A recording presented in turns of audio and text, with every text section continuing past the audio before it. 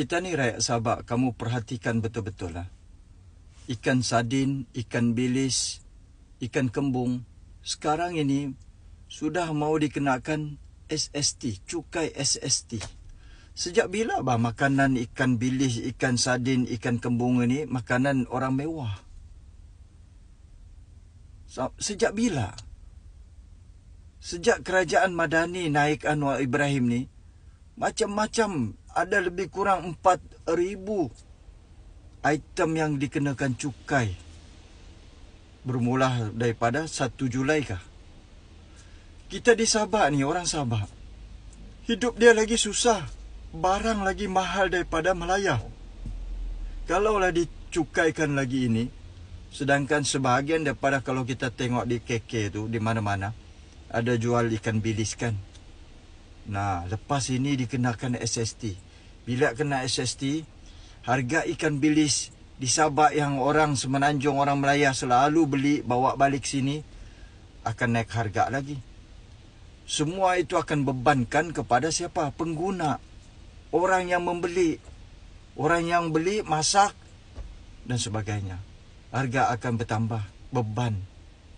Jadi kalau kita mau pilih lagi GRS sama pilih Pakatan Harapan di Sabak untuk pilihan rakyat negeri, seolah kita pilih dan kita benarkan, kita izinkan diorang ini, kerajaan Madani, untuk terus susahkan rakyat. Kamu mau terus dijadikan mangsa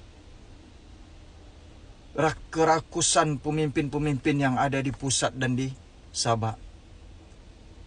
Inilah dia kalau kita pilih pemimpin yang hanya pandai bercakap, macam Anwar, macam Haji Ji. Diorang pandai cakap saja. Ada bilion. Hendak diorang cerita juta-juta. Bilion saja income. Tapi akhirnya, rakyat dicukaikan dengan pelbagai cukai yang menekan.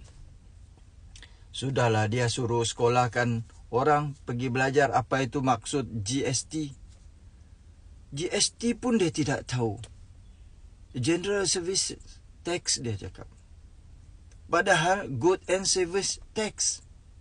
Itu pun dia gagal mau faham, mau hadam. Disuruh lagi orang pergi kursus lagi. Dia yang patut pergi kursus bah. Jadi moral of story dia, kalau makanan begini pun dikenakan teks, makanan rakyat marahin. Selepas ini apa nasib kalau Pakatan Harapan menang bekerjasama dengan GRS dan Pakatan Harapan akan jadi Ketua Menteri Sabak? Kamu rasa? Oren kah rasa apa?